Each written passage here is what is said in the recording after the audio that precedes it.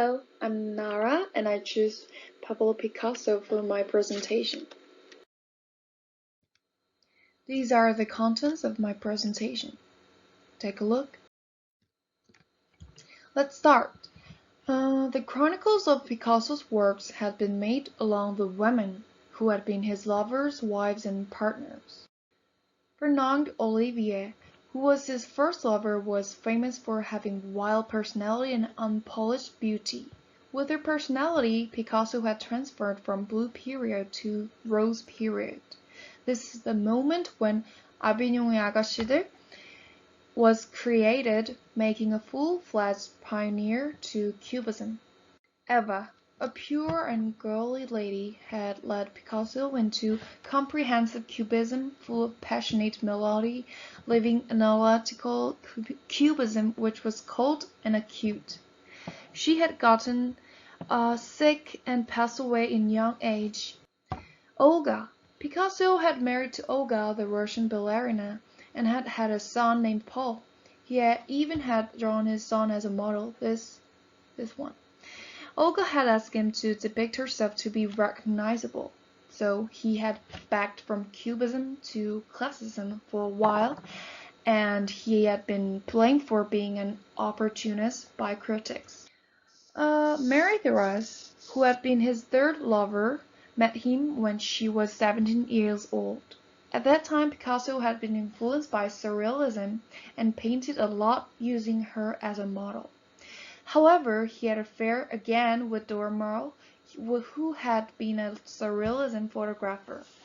There had been a lot of overlapped faces. Two people had been confronted in his paintings since those images of Mary and Dora had been fused in his mind.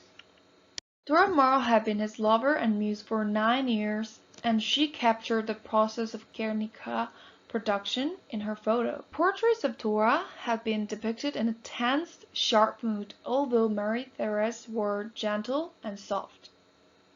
Dora seemed so tired of plenty of love affairs of Picasso with other women that she had to receive psychotherapy. Poor Dora. And these portraits of her reflected her unstable mind. Picasso said he had been inspired by women's soul and found the origin of creation from them. His granddaughter, according to her book, Picasso, My Grandfather, the reason he had liked women was his sexual urges. This time I'll just read what Marina wrote in her book. This quotation brought me many questions. Does a great artist have the right to swallow and despair those approaching him? No matter how glamorous their work is it worth sacrificing people's lives? His extraordinary work demanded human sacrifices.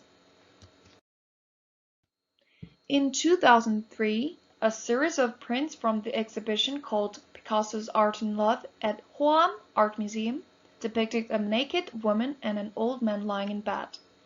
What an old man looked at was not a woman lying next to him, but a piece of his painting. Perhaps Picasso's true love was a work of his own, not a living woman. Next chapter. What was his method? In France, at the beginning of the 20th century, the act of disassembling objects into geometrical shapes according to subjectivity and creating a single screen in a three-dimensional way. The Cubists had drawn the front, both sides, and the back of the item on a single canvas like 3D. Cubists claimed that the aspect of an object was defined and varied by its place, but its essence remains the same. Therefore, rather than the phenomenon that changes from place to place, they try to find and express the nature of the things that do not change beyond the time and space by placing them in infinite space instead of fixed place. Then how does story and method relate to me and works? I used to admire and love Picasso's works, including sculptures, paintings, and his lifestyle. As he said before, he had been inspired by those women a lot, and in my opinion, those brilliant ideas in his artworks came out of them, the women. Now I admire those women too, who had endured all the betrayals and abuse from him, but readily had become his muses. Now let me show you my works inspire his works. This is my homage of Portrait of Myra Terrace. It is my portrait as an art student with dreamy eyes. You can see I'm wearing the paper tube on my back, in which the paper inside can be rolled to carry it. This item is art student's trademark, so that's why I drew in it. I also holding two pins between my lips and wearing a thin cushion on my wrist. I use them while the fitting, the process that is followed by sewing the fabric and producing real clothes. Therefore, those items represent my identity as an art student. This is another work inspired by surrealism. I collected mundane things like empty cans, wires, mirror, which had no relations each other. So, without lights, it just looked like a trash collection.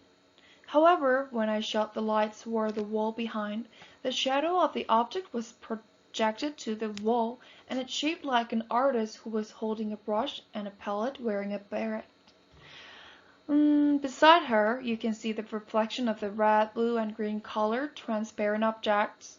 This was consisted of sipping lids of coffee, cup, and vinyl. I tried to depict the painting that the artist was working on.